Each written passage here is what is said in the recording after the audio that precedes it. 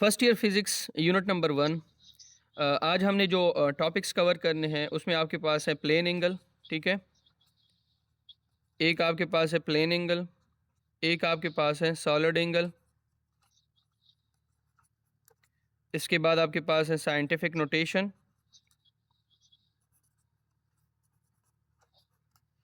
इसके बाद आपके पास है प्रीफिक्सेस,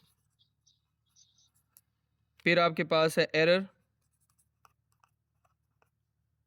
फिर आपके पास है अनसर्टेनिटी,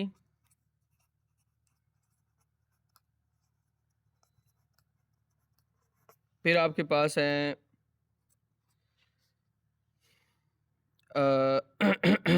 डायमेंशंस कवर करेंगे, ठीक है। सिग्निफिकेंट फिगर, और एक आपके पास है राउंडिंग ऑफ। इंशाल्लाह हमने इन सब को कवर करना है। तो इसमें जो पहला टॉपिक है, जो पहला है, this is basically plane angle. Plane angle,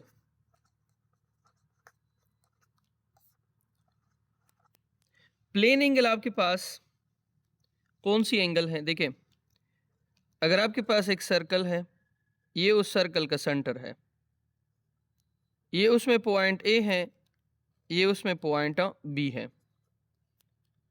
यार बारान स्टार्ट शो यो मिनट सबर का। Okay sir.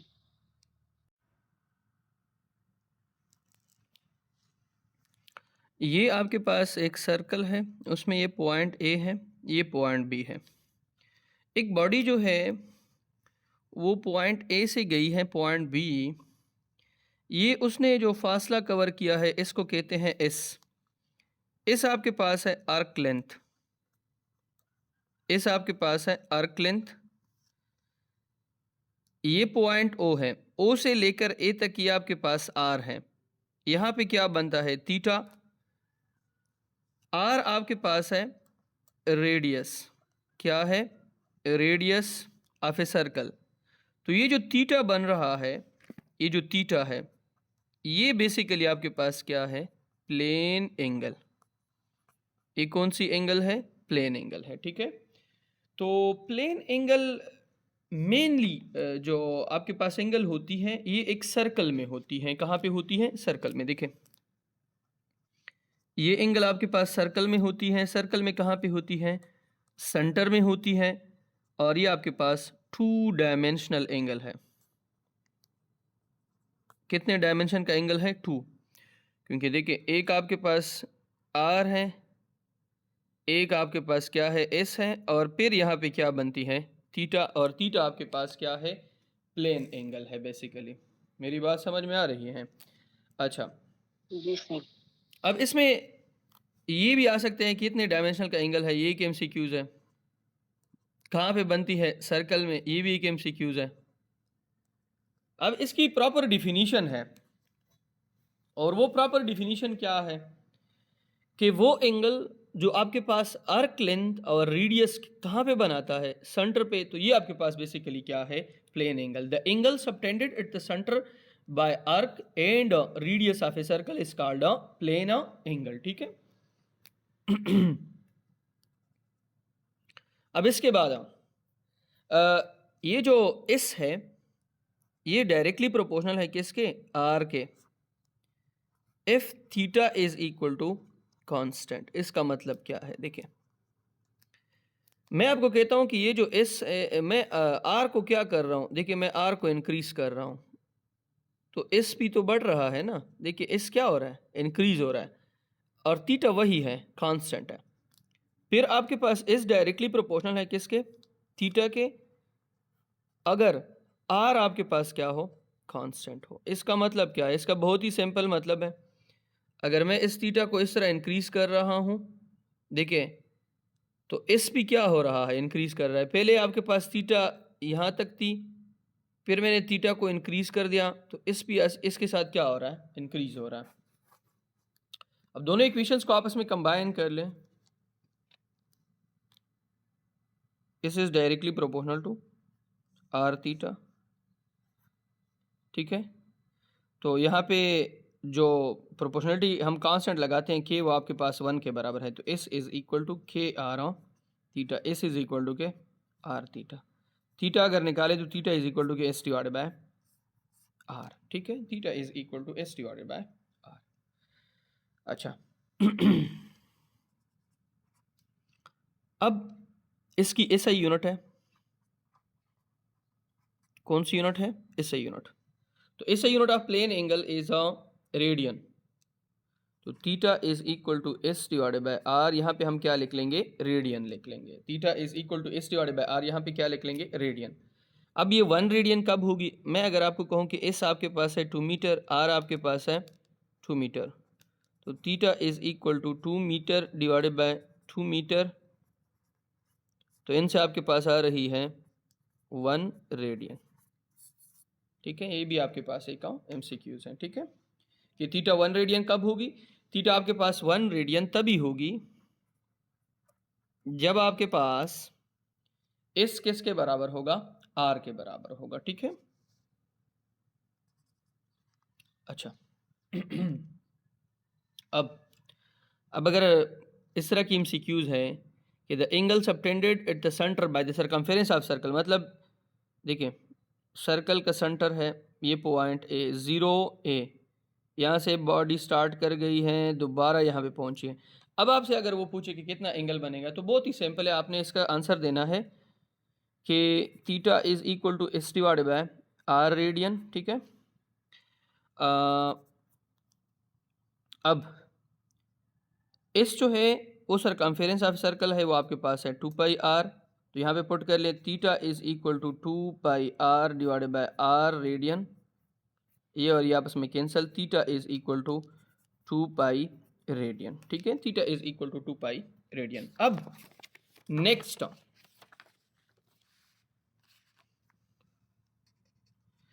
आपको ये तो मालूम हो गया कि 2 पाई रेडियन कंप्लीट सर्कल में सरकमफेरेंस होता है, तो ये कितने के बराबर है? 360 डिग्री के।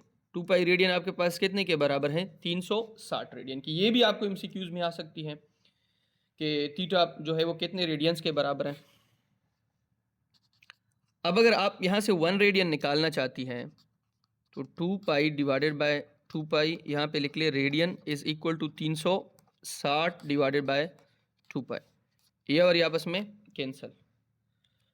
अब अगर आप इस 360 को 2 पाई पे डिवाइड कर लें तो इनसे सीधा आपके पास आ जाएगा 1 radian is equal to 57.3 degree. 1 radian is equal to 57.3 degree, ठीक है। ये भी आपके पास एक एमसीक्यूज हैं कि 1 रेडियन कितने डिग्री के बराबर है। ये तो मैंने एक का बता दिया। अगर आपको कहें कि 2 रेडियन, तो सिंपल यहाँ पे करें 2 ज़रबे 57.3। 3 रेडियन का कहें तो सिंपल 3 ज़रबे 57.3। अब यहाँ पे सिंपल लिख ले इन रेडियन इज इक्वल टू इन ज़रबे 57.3, ठीक है। अच्छा, अब इन जो है वो यहाँ पे क्या है? इन बेसिकली आपके पास एक नंबर है जो कोई भी नंबर हो सकता है, ठीक है। अब हमने क्या करना है, ये तो मैंने रेडियन टू डिग्री में चला गया, अब हम डिग्री टू रेडियन जा रहे हैं। डिग्री टू रेडियन,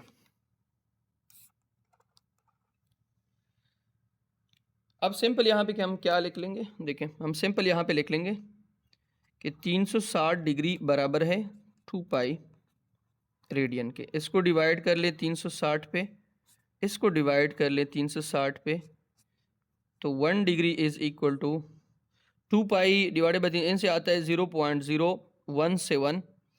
इस तरह की कोई वैल्यू आ रही है, मैं भी चेक कर देता हूँ। हाँ, आपके पास है 0.01745, ठीक है। ये मेरे पास 1 डिग्री जो है इतने रेडियन के बराबर होता है। अब अगर मैं यहाँ पे 2 लिख लूँ तो 2 डिग्री इज इक्वल टू के 2 ज़रबे 0.01745, लास्ट में मैं आऊँगा n into 1 degree is equal to n into 0.01745 radian, ठीक है। अच्छा अब इस पे हम मुख्तलिफ तरह के MCQs जो है वो ट्राई कर सकते हैं, ठीक है।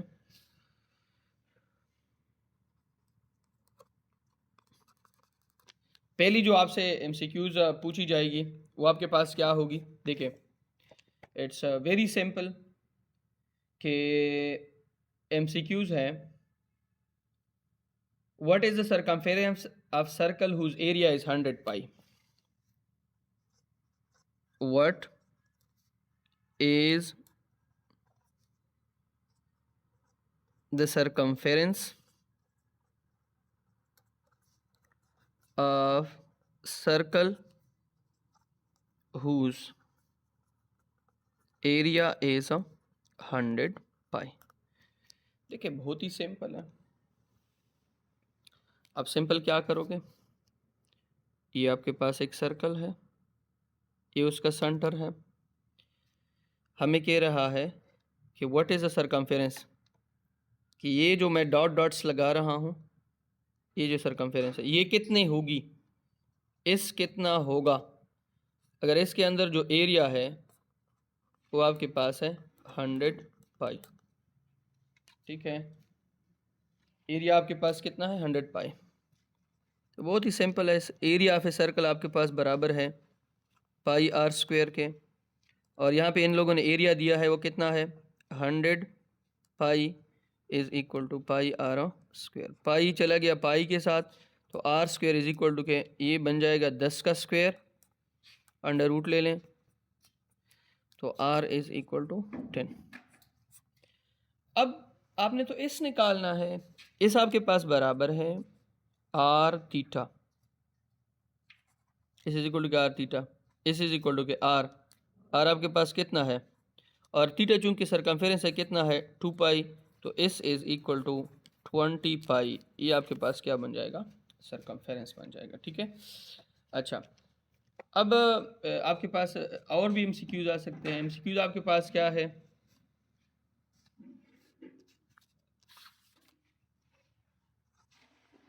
1 radian is equal to how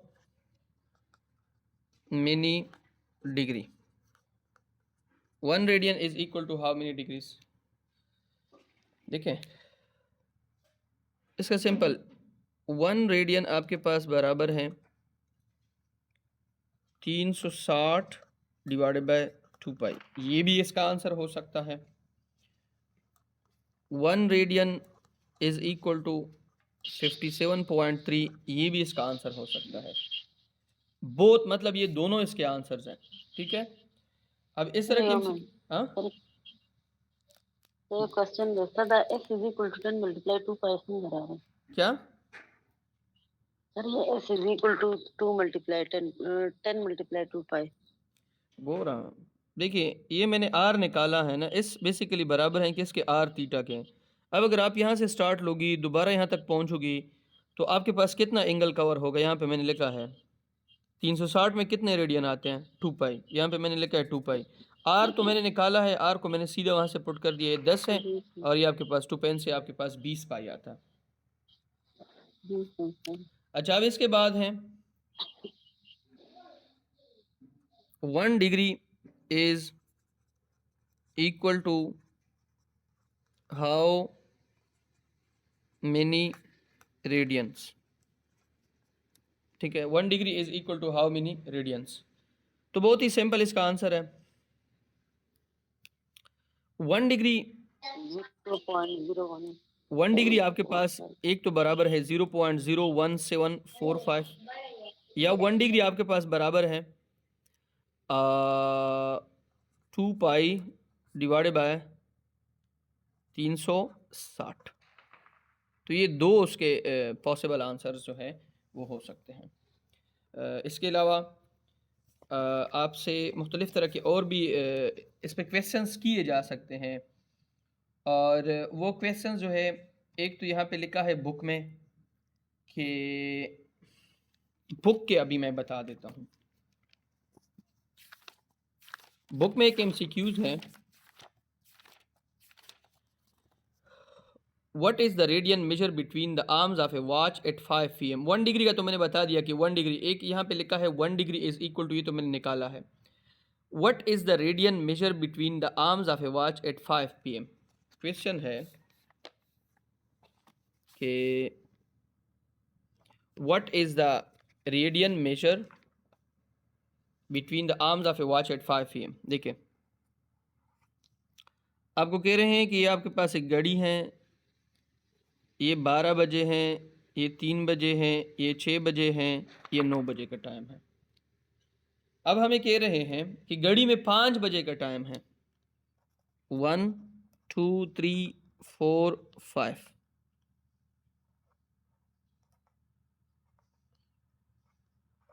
5 बजे मतलब ये घड़ी इस तरीके से 5 बजे पे आई है। अब इसमें कितने रेडियंस होंगे? तो बहुत ही सिंपल फार्मूला है, आपको ये मालूम है कि 2 पाई रेडियन बराबर है 360 के। अच्छा, अब आप क्या कर लें कि पहले ये बताएं कि 12 से लेकर 5 तक कितनी डिग्री आ रहे हैं। तो आपको पता है कि टोटल तो 360 डिग्री होते हैं ना। टोटल कितने डिग्री होते हैं? 360। 360 में आपके पास कितने घंटे आते हैं? 12। अगर मैं 1 घंटा निकालूं तो आपके पास कितना आएगा? 30 डिग्री। यहाँ पे 5 घंटे हैं तो 5 आपके पास कितनी आएगी? 150। अब यहाँ से आप 1 डिग्री निकालें। 1 डिग्री आपके पास बराबर है 2 पाई डिवाइडेड बाई 360। लेकिन आप तो 1 डिग्री का नहीं मालूम करना चाहते हैं, आप तो 5 घंटे में 150 डिग्री का मालूम करना चाहते हैं। तो यहाँ पे मल्टीप्लाई कर ले 150, यहाँ पर भी मल्टीप्लाई कर ले 150। ये और ये आपस में कैंसिल हो जाएंगे। ये 360 है, ये 150 है, ज़ीरो इसका कैंसिल हो जाएगा। ये 5 तीने 36, तो इससे 18 दूने 36 नहीं कट रहा है, तो इसके साथ काटें। कितनी पे? देखिए तो 150 डिग्री 15 इज पे कट 150 degree is equal to 2 pi divided by, यहाँ पे आ रहा है 36 ज़रबे 15, तो ये आपके पास 18 आ जाएगा। फिर 18 को मज़ीद 6 तिया 18, 5 तिया 15। 15। तो ये 150 डिग्री आपके बुक में आंसर लिखा है 3 रेडियन के। ठीक है, 3 रेडियन के। देखिए, हालांकि अगर आप कैलकुलेटर पे कर लिए 80.6 आता है, आप इसको फिर राउंडिंग ऑफ करोगी किसमें? 3 में आप इसको क्या करोगी? राउंडिंग ऑफ करोगी। ठीक है। अच्छा, अब हम इंशाल्लाह इसके बाद नेक्स्ट टॉपिक करते हैं। वो आपके पास है सॉलिड एंगल।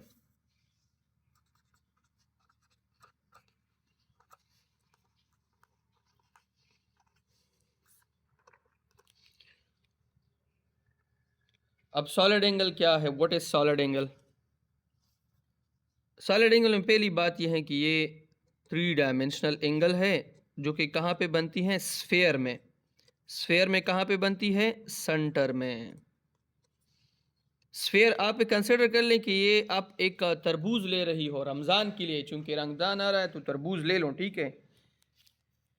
अच्छा, अब नॉर्मली जब लोग ये चेक करना चाहते हैं कि तरबूज अंदर से आपके पास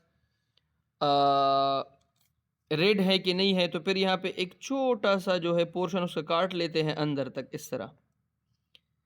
तो ये पोर्शन का ऊपर आपके पास ये एरिया होता है, ये आपके पास आर है, ये भी आर है, ये बन जाएगा आर स्क्वायर। यहाँ पे एक एंगल बनता है जिसको हम क्या कहते हैं? Solid angle. क्या कहते हैं? Solid angle. ठीक है। तो सॉलिड एंगल बेसिकली आपके पास क्या है? ये आपके पास एक एंगल है जो कि कहाँ पे बनता है? सेंटर में। किसके सेंटर में? स्फेयर के सेंटर में। ये कौन सा एंगल होता है? 3 डायमेंशनल। बनाता कौन है? Square of a radius. कौन बनाता है इसको? Square of a radius. तो वो एंगल जो एरिया और स्क्वायर ऑफ ए रेडियस बनाते हैं कहाँ पे? सेंटर ऑफ ए स्फेयर पे, उसको बेसिकली हम क्या कहते हैं? सॉलिड एंगल कहते हैं। क्या कहते हैं? Solid angle. ठीक है, मेरी बात समझ में आ गई है? जी सर। अच्छा, अब हमने निकालना है किसको, सॉलिड एंगल को। तो किस तरीके से निकालेंगे? सॉलिड एंगल को हम रिप्रेजेंट करते हैं एक सिंबल से, इसको हम कहते हैं ओमेगा। ओमेगा आपके पास बराबर होती है, omega is equal to A divided by R square, R square, A divided by R square, ठीक है। अब इसमें ए आपके पास एरिया ऑफ ए स्फेयर है, आर आपके पास स्क्वायर ऑफ ए रेडियस है, ठीक है। अब अगर इसकी एसआई यूनिट किसी ने पूछ ली, एसआई यूनिट वो आपके पास है steradian, SI unit of a solid angle is called steradian. अगर आपसे किसी ने पूछा कि व्हाट इज स्टेरेडियन, तो स्टेरेडियन अगर आपके पास ये एरिया फॉर एग्जांपल 1 मीटर है, रेडियस भी आपके पास 1 मीटर है, तो omega is equal to 1 divided by 1, यहाँ पे लिख लें एस टी, तो ये आपके पास 1 स्टेरेडियन बन जाएगी, ठीक है। Omega is equal to 1 steradian. 1 steradian जो है वो आपके पास 2 रेडियन के बराबर हो, तो इसमें 2 रेडियन आ सकते हैं, ठीक है। अब इसमें मैं एमसीक्यूज पॉइंट्स जो है वो बता देता हूं।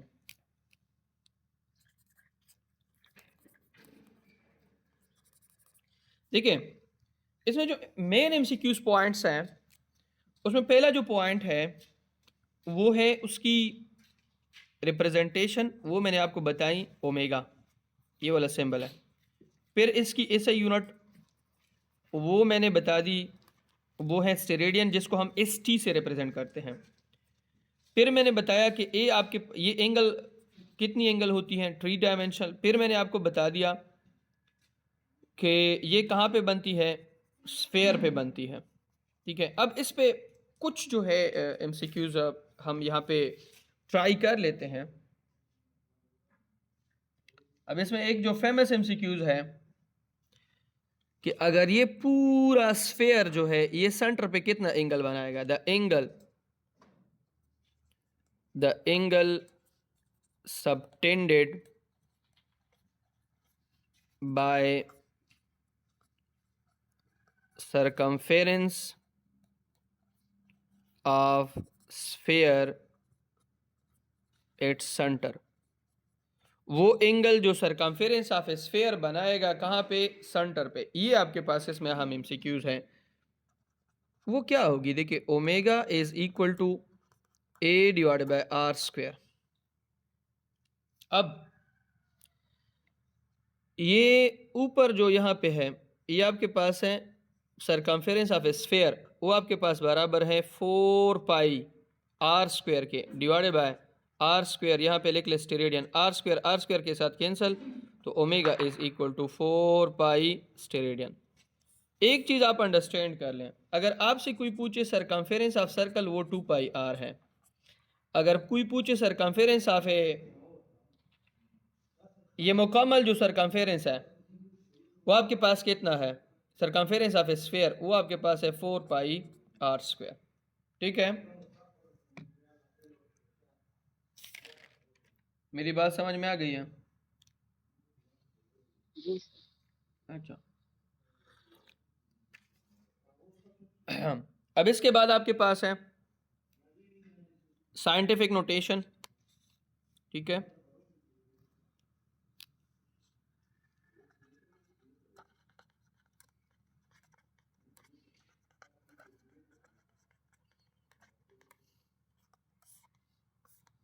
साइंटिफिक नोटेशन, साइंटिफिक नोटेशन आपके पास एक मेथड है जिसके ज़रिए हम बहुत ही स्मॉल या बहुत ही लार्ज वैल्यू को फॉर्म ऑफ 10 में लिखते हैं, 10 की पावर में लिखते हैं।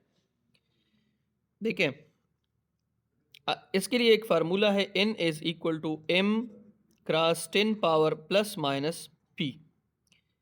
अब इसको आप अंडरस्टैंड कर लें, इसमें n आपके पास गिवन नंबर है, गिवन नंबर, m आपके पास मिंटीसा है, p आपके पास पावर है, पावर पॉजिटिव भी हो सकता है, पावर नेगेटिव भी हो सकता है, अब पावर आपके पास पॉजिटिव कब होगा, नेगेटिव कब होगा, इस पे मैं 2 एमसीक्यूज करवा देता हूं।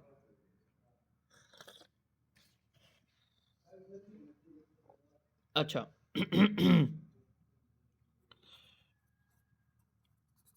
आपके पास है 3000 मीटर, इसको आपने स्टैंडर्ड फॉर्म में लिखना है।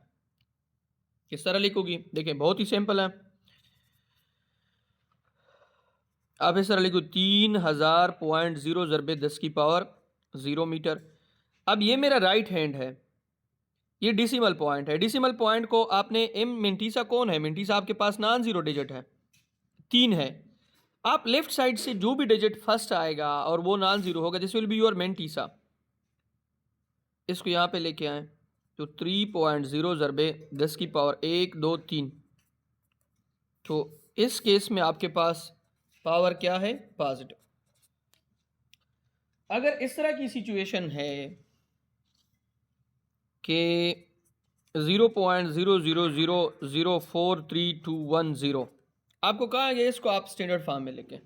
बहुत ही सिंपल है। इस वक्त डिसिमल पॉइंट मेरे लेफ्ट पर है और इसको मैं मूव कर रहा हूँ कहाँ पे, राइट पे। तो मैंने फर्स्ट नॉन जीरो डिजिट के बाद लगाना है 4 के बाद 1 2 3 4 5। 4.32 क्रॉस 10 की पावर 1 2 3 4 5 -5। तो इस केस में पावर आपके पास क्या होगा, नेगेटिव होगा। ठीक है। अच्छा अब कुछ इस पे एमसीक्यूज जो है वो ट्राई कर लेते हैं। ठीक है, फर्स्ट एमसीक्यूज आपके पास है, एक्सप्रेस 0.0023 इन साइंटिफिक नोटेशन। बहुत ही सिंपल है, 0.0023 इशारिया को आपने कहाँ पे लगाना है, 2 के बाद फर्स्ट नॉन जीरो डिजिट के बाद 2.3 ज़रबे 10 की पावर 1 2 3 -3। ठीक है, इसकी समझ आ गई है।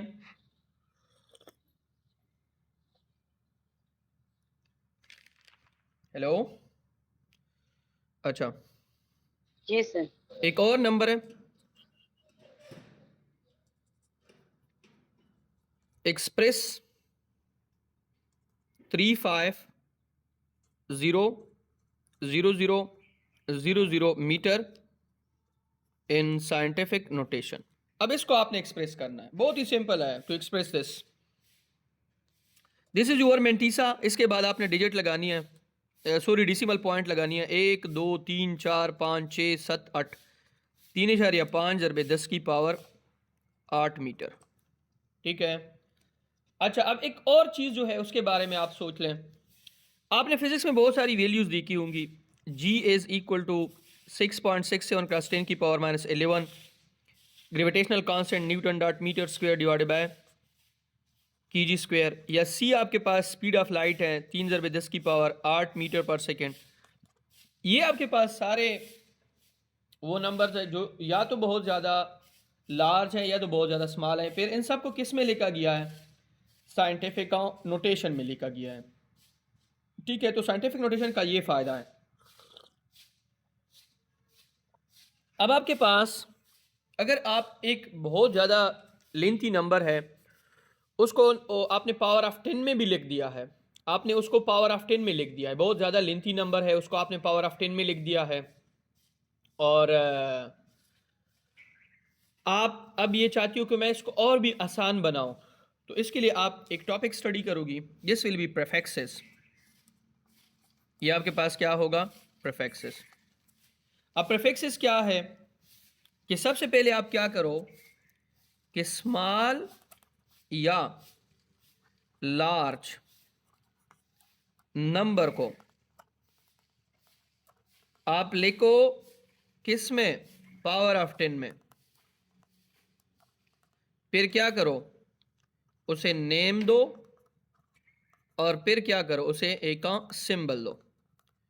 टू राइट वेरी स्मॉल और very large number in term of power of 10 and give them specific name and a symbol. मैं अभी आपको एक मिसाल के जरिए समझाता हूं। आपके पास है फॉर एग्जाम्पल आपने नया नया यूट्यूब चैनल बनाया है, उस पर आपके पास आ गए 1000 व्यूज़। अब यूट्यूब इसको इस तरह नहीं लिखेगा, यूट्यूब इसको इस तरह लिखता है 1K व्यूज़, 1K व्यूज़। अब देखें, ये आपके पास 10 की पावर 3 के बराबर है, इसको हमने नाम दिया है किलो। किलो के लिए हम क्या लिखते हैं? K। क्या लिखते हैं? K।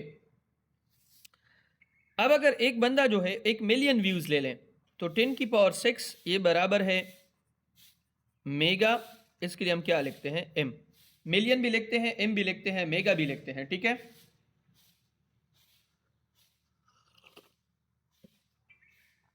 अच्छा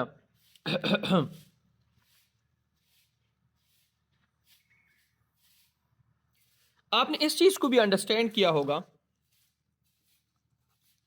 कि हम लिखते हैं सेंटीमीटर, हम लिखते हैं मिलीमीटर, हम लिखते हैं किलोमीटर, हम लिखते हैं मेगामीटर, हम लिखते हैं पिकोमीटर, हम लिखते हैं पिकोफेराड। इसमें सब जो पहले आ रहे हैं ये बाद में आपके पास बेस यूनिट है। इससे पहले जो आपके पास सिंबल लगा है, this is basically a prefix. ये आपके पास क्या है? प्रीफिक्स है। प्रीफिक्स की आपके बुक में पूरी लिस्ट है। अगर आप कहती हैं तो मैं पढ़ा देता हूं, नहीं तो फिर वो लिस्ट आप खुद चेक कर लें। पढ़ाऊं? सर जी सर। ठीक है, बस कोई मसला नहीं है, सीधा बोल दें, डोंट वरी। अच्छा,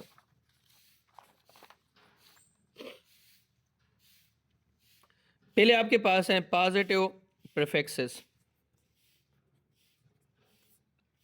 देखें, आपके पास अगर 10 की पावर 1 है तो उसके लिए जो प्रीफिक्स हैं उसको हम कहते हैं डेका, और इसको हम रिप्रेजेंट करते हैं डीए से। 10 की पावर 2 हेक्टो, ये आपके पास एच से रिप्रेजेंट करते हैं। 10 की पावर 3 किलो, के से रिप्रेजेंट करते हैं। 10 की पावर 6 मेगा, एम से रिप्रेजेंट करते हैं। 10 की पावर 9 गीगा, जी से रिप्रेजेंट करते हैं। 10 की पावर 12 टेरा, टी से रिप्रेजेंट करते हैं। 10 की पावर 15 पेटा, पी से रिप्रेजेंट करते हैं। 10 की पावर 18 एक्सा, ई से रिप्रेजेंट करते हैं। 10 की पावर 21।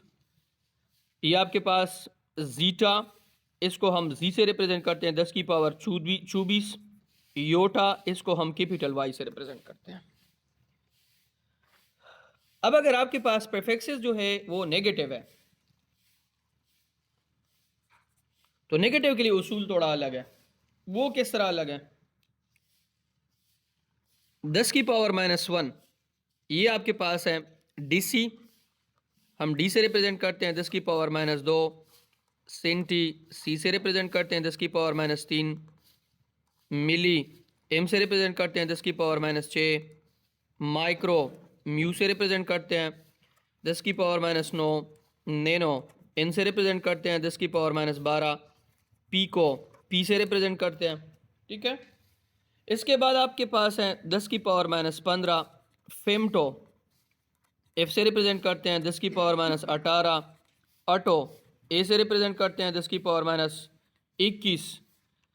अगर ये जीटा है तो ये बन जाएगा जेप्टो, स्मॉल जेड, और 10 की पावर -24। ये योटा है, ये बन जाएगा योक्टो, स्मॉल वाई से।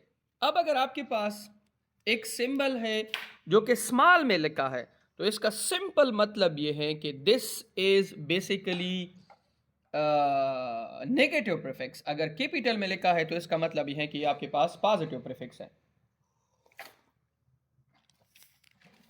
ठीक है। अच्छा, अब मैं प्रीफिक्सेस के ऊपर आपको थोड़े से एमसीक्यूज जो हैं वो करवा देता हूं।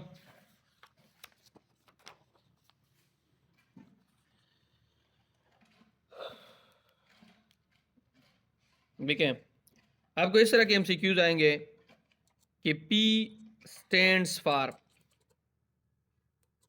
P जो है वो मतलब किसके लिए स्टैंड करता है? P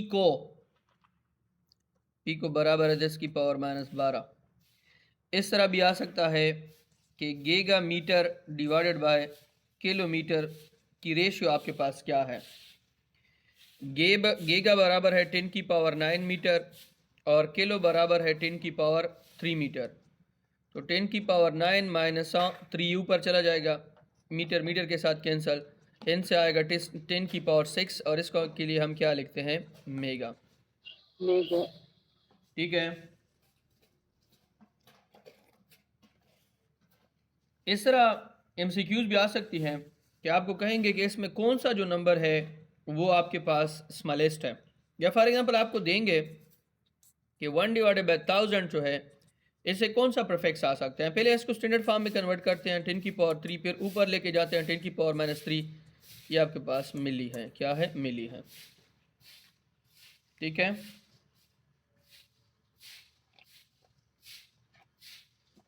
अब इसके बाद आपके पास है एरर्स।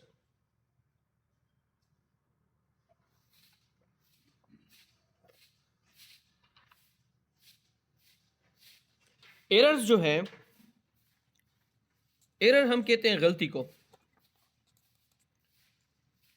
एरर आपके पास डिफरेंस है इन actual value and measured value.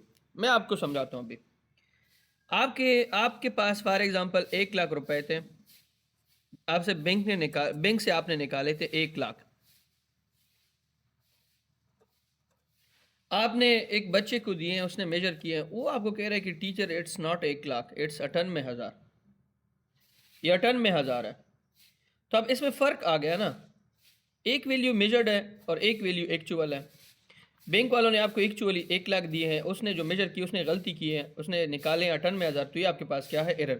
तो एरर बेसिकली क्या है, difference between actual value and measured value. तो error is equal to actual value minus measured value. Error आपके पास मैक्सिमम कितना आ सकता है, maximum possible error. Maximum possible error किसी भी बंदे के साथ ज़्यादा से ज़्यादा लीस्ट काउंट के बराबर आएगा। लीस्ट काउंट आपके पास क्या है, फॉर एग्जांपल आपके हाथ पे अभी एक घड़ी है, मैं आपसे पूछता हूं कि ये सबसे कम कितना टाइम बताती है, आप मुझे कहते हैं कि 1 सेकंड, तो 1 सेकंड इसका क्या है, लीस्ट काउंट है। कोई भी डिवाइस वो सबसे कम कितना मेजर कर सकता है, this is the least count of this device. ये तो मैंने आपको कहा कि मैक्सिमम पॉसिबल एरर, मैंने कोई और बात नहीं की है। अगर मैं आपको कहूं कि maximum possible error with respect to pointer position, with respect to pointer position, तो ये आपके पास कितना होगा। देखिए दिस इज बेसिकली, ये आपके पास आप कंसिडर कर लें कि एक 0 1 एक स्केल है, 1 2 3 4, ये आपके पास पॉइंटर लगा है, पॉइंटर पहले यहां पे था, अब यहां पे है। अब ये पॉइंटर पोजीशन है, this is basically a pointer position PP. अब आपको कोई कहता है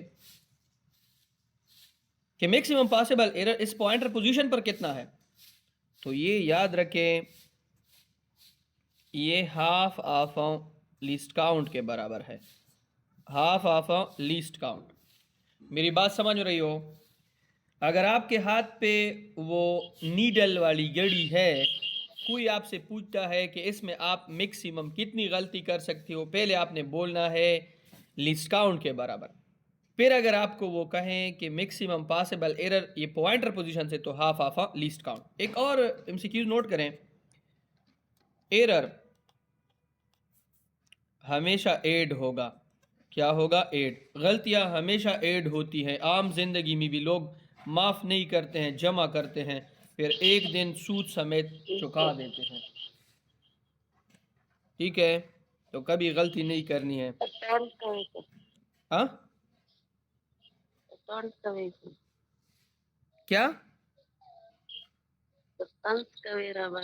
नहीं नहीं नहीं यार, ये तो मैं वैसे आपको कह रहा हूँ कि लोग हमेशा एरर्स जो है, गलतियों का इंटरेस्ट जो है वो बहुत ज़्यादा निकालते हैं। बैंक में एक चीज़ होती है, एक टर्म है इंटरेस्ट, आपके पैसों के ऊपर सालाना जो है वो कितना आपको सूद देते हैं। तो इस तरह जब आप कोई गलती करते हो ना, तो लोग क्या करते हैं कि उसका इंटरेस्ट लगा लेते हैं, फिर जब फिर आपको जमा वापस करते हैं तो पूरे इंटरेस्ट के साथ वापस करते हैं। जी सर। अच्छा, अब आपके पास है टाइप्स ऑफ एरर्स।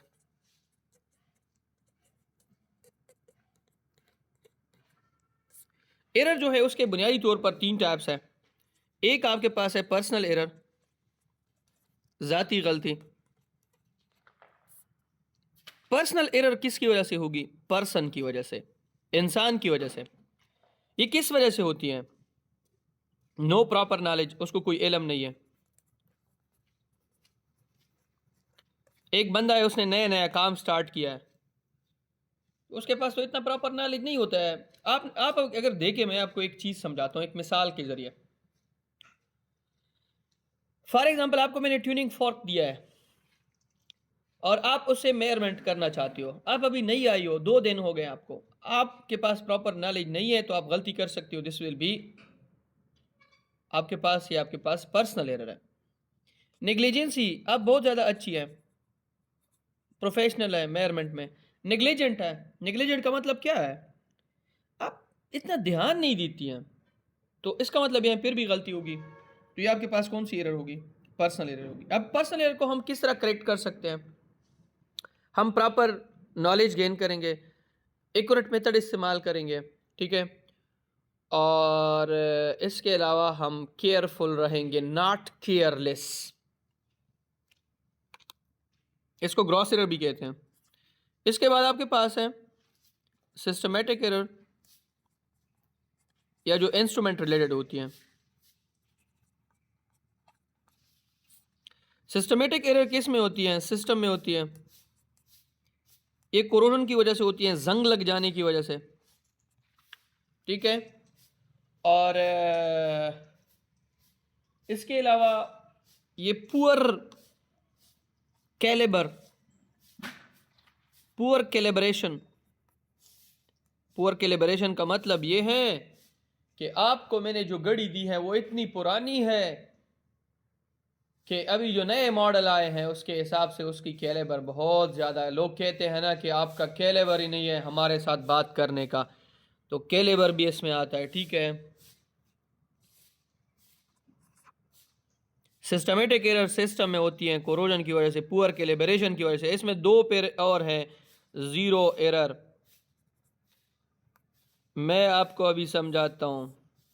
आपको मैंने ट्यूनिंग फॉर्क दिया, आपने उसको पहले जब चेक किया उसमें पहले से मौजूद है। आप बिल्कुल नया कंपनी से आया है, फॉर एग्जांपल होना तो ये चाहिए था कि ऊपर की स्केल का ज़ीरो नीचे के स्केल के ज़ीरो के साथ बिल्कुल कोइंसाइड कर ले, वो नहीं कर रहा है। वो या तो इस साइड पर है या तो इस साइड पर है। तो अब इसमें 2 एरर और भी हैं। एक आपके पास है पॉजिटिव, एक आपके पास है नेगेटिव। अब पॉजिटिव एरर कब होगा?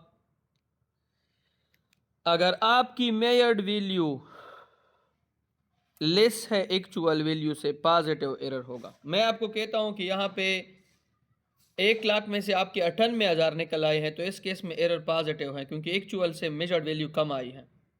अगर स्टूडेंट ने कहा कि टीचर मेरे पास तो 1,05,000 आ रहे हैं, तो याद रखें इस केस में मेजर्ड वैल्यू ग्रेटर है एक्चुअल वैल्यू से।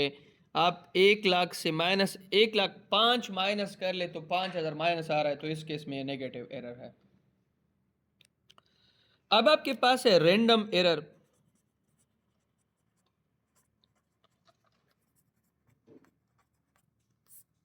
रैंडम एरर कौन सी एरर है?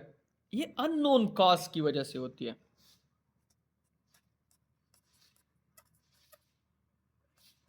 कोई भी कॉज हो सकता है इसका। ये बेसिकली नेचर में जो चेंजेस आते हैं, जैसे कि टेम्परेचर चेंज हो जाती है, ह्यूमिडिटी चेंज हो जाती है, प्रेशर चेंज हो जाता है। तो जो नेचुरली चेंजेस आते हैं, जैसे कि मैंने आपको कहा कि pressure changes, temperature changes, humidity changes, environmental जो चेंजेस हैं, ये आपके पास रैंडम एरर क्रिएट करते हैं। ये जो दोनों एरर्स हैं इनको हम तकरीबन ख़त्म कर सकते हैं, लेकिन रैंडम एरर को हम कंप्लीटली ख़त्म नहीं कर सकते हैं। रैंडम एरर में एक एमसीक्यूज़ है random error is inversely proportional to number of repetition. जितनी बार रिपीट करोगे ये एरर आपके पास उतनी क्या हो जाएगी, कम हो जाएगी. रिपीटिशन के साथ इसका क्या है, इनवर्स रिलेशनशिप है.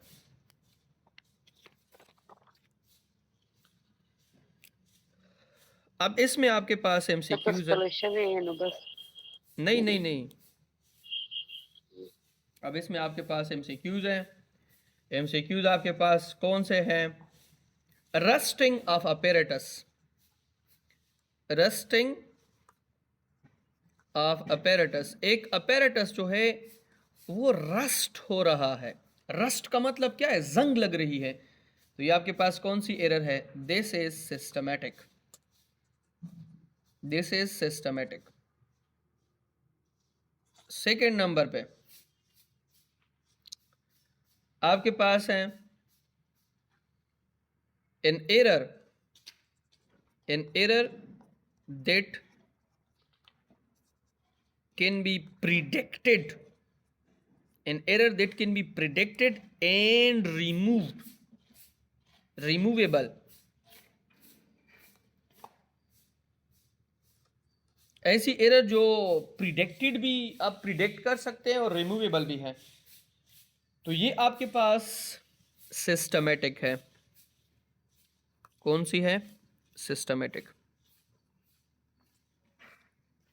अब अगर आपको इस तरह कहें कि an error that can not be exactly predicted and exactly remove, तो ये आपके पास कौन सी एरर है, रैंडम. इस तरह एमसीक्यूज भी आ सकती हैं कि the error arise due to person, due to experimenter, this will be a personal error. ये पर्सनल एरर होगी. कौन सी एरर होगी, पर्सनल, जाती गलती. आपके स्कूल का टाइम लेट तो नहीं हो रहा है? नो सर, तबीयत ठीक नहीं नहीं है, अल्हम्दुलिल्लाह तबीयत ठीक है. अब आपके पास है अनसर्टेनिटी. अनसर्टेनिटी किसको कहते हैं, गैर यकीनियत. और इसकी रिलेटेड एक बहुत ही फेमस कोट है कि कोई भी बात जो हम यकीन के साथ कह सकते हैं वो ये है कि हम कोई भी बात यकीन के साथ नहीं कह सकते. इसकी समझ आ गई है? The best certainty in the world is uncertainty. दुनिया में बेहतरीन जो हम यकीन के साथ एक बात कह सकते हैं वो है कि कोई भी बात हम यकीन के साथ नहीं कह सकते हैं. ठीक है.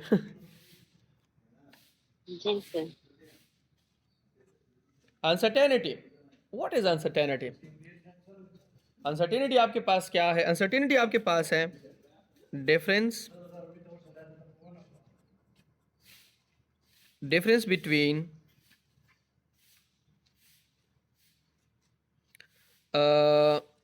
unknown, difference between unknown actual value and known measured value. Difference between unknown actual value and known measured value, इसका मतलब क्या है? देखिए, इसका बहुत ही सिंपल मतलब है. वो सिंपल मतलब क्या है कि पहले तो हमें मालूम था कि एक्चुअल वैल्यू कितनी है, लेकिन अनसर्टेनिटी में हम ये मालूम नहीं होता है कि एक्चुअल कितनी है. अभी एक मिसाल के जरिए समझाता हूँ. ये आपके पास एक पेन है, ये आपके पास एक रूलर है. मैं इसके जरिए इसको नापना चाहता हूँ. 0 1 2 3 4 5 6, ये इसके ऊपर स्केलिंग है. क्या है, स्केलिंग. अब इसको देख लें.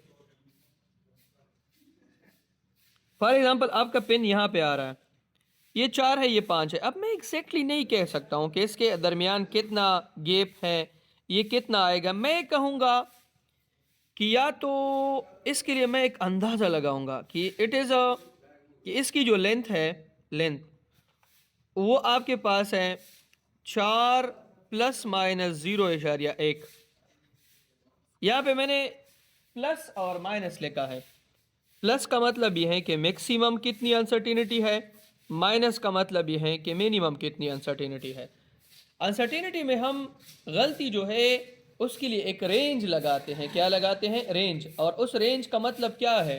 रेंज का मतलब ये है कि ये इतनी ज़्यादा आ सकती है, इतनी कम। हम कहते हैं ना कि दुनिया में कितने पैगंबर आए हैं, तो फिर हम कहते हैं कि 1,24,000 कम बेश, कि ज़्यादा भी हो सकते हैं, कम भी हो सकते हैं। ठीक है, तो मैं अगर आपको कहूँ कि अनसर्टिनिटी जो है उसमें उसको हम किस तरह रिप्रेजेंट, हम लिखते हैं कि L plus minus delta L is equal to 4 plus minus 0.4 millimetre. L जो है वो 4 है, डेल्टा एल आपके पास 0.4 है। ठीक है, अब इसमें ये लिखा है, इसका मतलब यह है कि इसकी एक्चुअल वैल्यू है या तो 4.4, या आपके पास है, या आप इस तरह लिखें कि 4 प्लस 0.4, या इस तरह लिखें कि 4 माइनस 0.4। ठीक है, इसका मतलब यह है कि ये वैल्यू मैक्सिमम भी हो सकती है, ये वैल्यू आपके पास हाँ मिनिमम भी हो सकती है।